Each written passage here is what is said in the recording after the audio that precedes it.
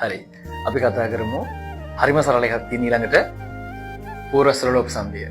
සංධි කිරීමේදී ඔයාලා දන්නවා වචන දෙකක් සංධි කරද්දී හරිම සරලයි පළමු පදේ අග සහ දෙවන පදේ මුල තියෙන අකුරු දෙක ස්වරයක් වෙන්න පුළුවන්, අකුරක් වෙන්න පුළුවන්. මේ දෙක මොකක් හරි යුද්ධයක් කරලා හරිද ගැටුමක් කරලා කපලා කොටලා දාලා අපි මේක සංධි කරනවා. හරි සරල වැඩක් තියෙන්නේ. සාමාන්‍ය පෙළ ඔයාලට පට්ටලේසි වැඩක් මේක. මේ බලන්න. හරිද? දකුණු ධන අත.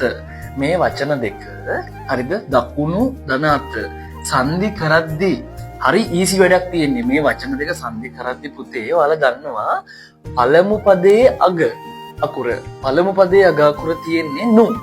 පළමු පදයේ අග අකුරත් එක්ක කොහොම හරි මේ දෙවන පදයේ මුල තියෙන ස්වරය එකතු කරන්න. දැන් අපිට බැලු බැලමට පේනවා පළමු පදයේ අග ස්වරයක් එක්ක ඉන්නේ. මේ නු ස්වරයක් එක්ක ඉන්නේ. ඔයාලට පැහැදිලිවම පේනවා ස්වරයක් එක්ක මෙයා ඉන්නවා. මේ බලන්න මේක හැදෙන විදිය හරි සරලයි. හල් නයන්න ධන උ. මෙන්න මෙහෙම තමයි මෙයා හැදෙන්නේ. මෙතන සාර්ථක පෞල් ජීවිතයක් තියෙනවා.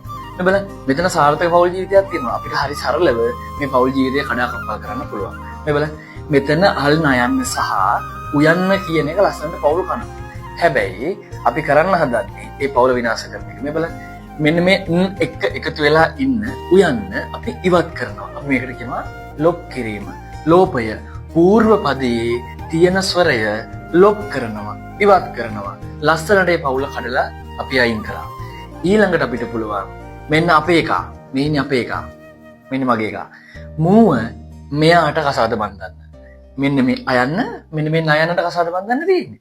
පළමු පදයේ අග ඉන්න ස්වරය ඉවත් කළා, పూర్ව ස්වරය ලොප් කළා, අයින් කළා, ඩිවෝස් කළා. දැන් අපේ එක්කෙනත් එක්ක කසාද බඳින්නයි තියෙන්නේ. හරි ඊසි. මෙන්න මේ අයන්නයි, මෙන්න මේ හල් නයන්නයි එකතු කරන්නයි තියෙන්නේ.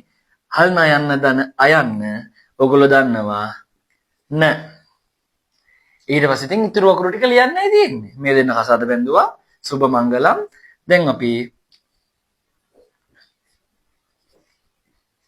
ඔන්න දකුණත අපි මේකට කියනවා పూర్ව ස්වරය ලොප් කිරීම, పూర్ව ස්වරය ඉවත් කිරීම, పూర్ව ස්වර ලෝප සංධිය.